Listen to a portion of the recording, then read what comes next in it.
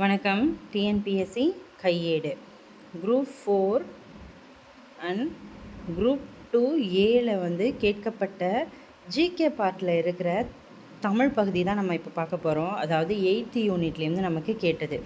Unit 8 சம்மந்தமாக நமக்கு கேட்கப்பட்ட 2 கொஷின் பேப்பரில் இருக்கிற வினாக்களை நம்ம இப்போ பார்க்கலாம்.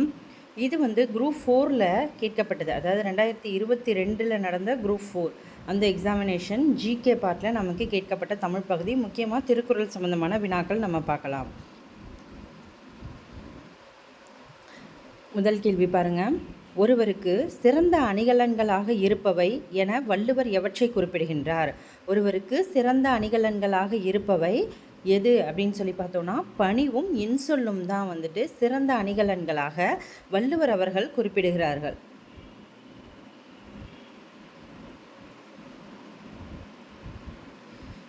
நாட்டின் அணிகலன்களானவற்றை வள்ளுவர் எந்த வரிசையில் தந்துள்ளார்? நாட்டின் அணிகலன்களானவற்றில் ஒருவருக்கு சிறந்த அணிகலன் சொல்லி பணிவும் இன்சொல்லும் சொல்லிட்டாங்க. இப்போ வந்து நாட்டிற்கே அணிகலன்களாக விளங்குபவை அதை வந்து வரிசைப்படுத்துக சொல்லியிருக்காங்க. ஃபஸ்ட்டு வந்து பிணியின்மை, அதாவது நோய் இல்லாத வாழ்க்கை. ரெண்டாவது வந்து செல்வம். மூன்றாவது வந்து விளைவு, அதாவது நம்ம நல்ல விஷயங்கள் செய்யும்போது நமக்கு நல்ல விளைவுகள் கிடைக்கிற மாதிரி நம்ம நடந்துக்கணும். அடுத்து இன்பம், அதுக்கு அடுத்து ஏமம். ஏமம்னா பாதுகாப்பு. ஏமம் என்பது பாதுகாப்பு. ஸோ இதை தான் இந்த இடத்துல சொல்கிறாங்க, வரிசைப்படுத்துகிறாங்க. நாட்டிற்கு அணிகலன்களாக திகழக்கூடியது முதல்ல வந்துட்டு பிணியின்மை, அடுத்தபடியாக செல்வம், விளைவு, இன்பம், ஏமம், பாதுகாப்பு என்பது தான் ஏமம்கான மீனிங். ஸோ ஆப்ஷன் ஏ தான் சரியான விடை. ஒருவனுடைய செல்வம் சமுதாயத்திற்கு பயன்படுவதை வள்ளுவர் எதனோடு ஒப்பிடுகிறார்? ஒருவருடைய செல்வம் வந்துட்டு சமுதாயத்திற்கே பயன்பட்டுச்சு அப்படின்னா அதை வந்து ஊருணியுடன் ஒப்பிடுகிறார். ஊருணியுடன் வள்ளுவர் அவர்கள் ஒப்பிடுகிறார். அழுக்கா இயன்றது அறம். அழுக்கா இயன்றது அறம் எவை? அழுக்காறு அவா வெகுளி இன்சொல். அதாவது அழுக்காறுனா அழுக்கா இயன்றது அறம், இதெல்லாமே இல்லாமல் வாழணும் அப்படின்னு சொல்கிறாங்க. என்னென்னா அழுக்காறு அப்படின்றது பொறாமை, அவானா ஆசை, வெகுளி இன்சொல், இன்னாசொல். வெகுளி இன்னாசொல் இது இல்லாமல் நல்ல சொற்கள் பேசணும், தெளிவாக இருக்கணும், எந்த விஷயத்துலையும் அதிகப்படியான ஆசை செலுத்தக்கூடாது, அதுக்கடுத்து பொறாமைப்படக்கூடாது. இது எல்லாமே இல்லாமல் இருக்கிறது தான் அறம்னு வள்ளுவர் அவர்கள் குறிப்பிடுகிறார். தந்தை மகற்காற்றும் நன்றி என்னும் திருக்குறளின்படி தந்தை மகனுக்கு செய்யும் நன்றி எது? தந்தை மகனுக்கு செய்யும் நன்றி அப்படின்னு பார்த்தோன்னா பெற்றோரை அவையில் முந்தி இருக்க செய்தல். அவையில் முந்தி இருக்க செய்தல் தான் வந்துட்டு தந்தை மகற்காற்றும் நன்றி என வள்ளுவர் அவர்கள் குறிப்பிடுகிறார். பொருந்தாததை கண்டுபிடி. பொருந்தாததை கண்டுபிடி. இளஞ்சேட்டு சென்னி. சோழ மன்னனை குறிப்பது தான் இளஞ்சேட்டு சென்னி. சென்னி என்னும் வார்த்தை. கோச்செங்கணன். கோச்செங்கணன் இதுவும் சோழ மன்னனை குறிக்கக்கூடியது. பெருஞ்சேரல் இரும்பொறை, இதிலே வந்துடுச்சு சேரல் அப்படின்றது சேர மன்னனை குறிக்கக்கூடியது.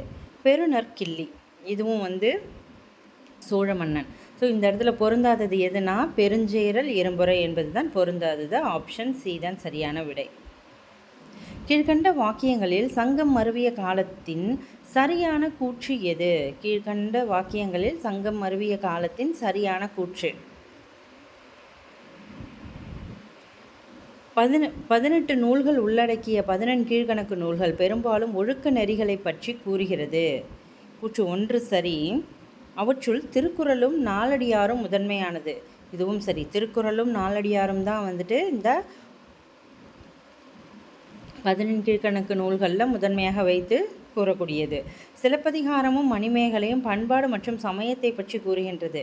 சமயத்தை பற்றி மட்டும் கூறுறது இந்த 2 நூல்கள் கிடையாது. அதாவது முத்தமிழ் காப்பியம் சொல்லப்படக்கூடியது தான் சிலப்பதிகாரம். நமக்கு முத்தமிழ்களை பற்றியும் அதில் நமக்கு சொல்லக்கூடியது, அறம் பற்றி பேசக்கூடியது. ஸோ அதனால் இது பண்பாடு மற்றும் சமயத்தை மட்டும் கூறுது அப்படின்றதுனால இது தவறு. ஸோ 1, 2 மட்டும்தான் நமக்கு சரியானது. ஸோ ஸோ ஆப்ஷன் சி தான் இதற்கு சரியான விடை. மொத்தம் வந்து 7 கேள்விகள் வந்து இதில் கேட்டிருக்காங்க.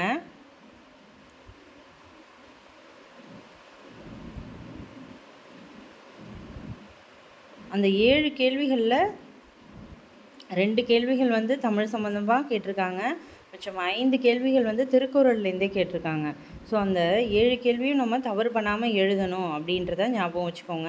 இப்போ சேர மன்னன் பற்றி கேட்டது நமக்கு ஹிஸ்ட்ரியாக கூட இருக்கலாம். 6 கேள்வின்னு கூட நம்ம வச்சுக்கலாம். 6 கேள்வியில் 5 கேள்வி திருக்குறள்லேருந்தே கேட்டிருக்காங்க. ஸோ யூனிட் 8லேருந்து கேட்கப்பட்ட கேள்விகள் தான் இது. ஓகே, அடுத்து நம்ம குரூப் 2ஓடதை பார்க்கலாம். குரூப் 2A கொஷின்லாம் பார்க்கலாம்.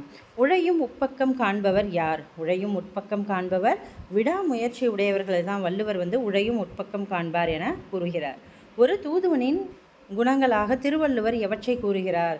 தூய்மை, துணைமை, துணிவு. தூய்மை, துணைமை, துணிவு அப்படின்றது தான் வந்துட்டு ஒரு தூதுவனுடைய குணங்களாக வள்ளுவர் அவர்கள் குறிப்பிடுவது. நெய்யால் எரினுதுபேம் எண்ணற்றால் கவ்வையால் காமம் நுதுவேம் எனல். இந்த இடத்துல நுதுபேம் என கூறப்படுவது எதை? அதாவது அவித்தல் அப்படின்ற வேர்டுக்கானது தான் நுதுபேம் அப்படின்றதுக்கான மீனிங். அதோடைய பொருள் வந்து அவித்தல் என்பது தான் சரியான பொருள்.